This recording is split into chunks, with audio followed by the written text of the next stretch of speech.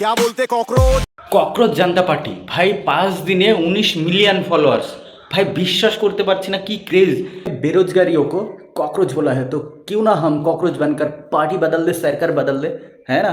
Youth जब जगता है ना तो सिस्टम भी बदल सकता है। इस सिस्टम को तोड़ना है, फोड़ना है। हम वही जनरेशन है जिसके पास डिग्री है बट नौकरी नहीं। সুপ্রিম কোর্টের বিচারপতি জেন্দিদেরকে ককরোচ বলে সম্বোধন করেছে, আর সেই ককরোচ এখন ভারী পড়ে গেছে। সেই ককরোচেই এখন একটা পার্টি তৈরি করে ফেলেছে। হ্যাঁ, এখন বুঝতেই পারছো সরকার এখন রীতিমতো ভয়ে আছে, সিরিয়াসলি।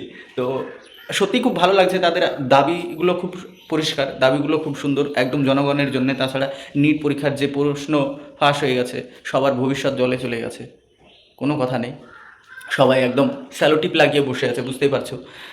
তো সেই সব বেকার যুবকরা, ডিগ্রি আছে কিন্তু চাকরি নেই। হুম। তো সেজন্যেই সব ককরোচগুলো এক জায়গায় হয়েছে, একটা পার্টি তৈরি হয়েছে, গঠন তৈরি হয়েছে। এবার জানি না আগামী দিনে কী হবে, এটা নিয়ে যদি এগিয়ে যায় তাহলে কিন্তু একদম দারুণ হবে।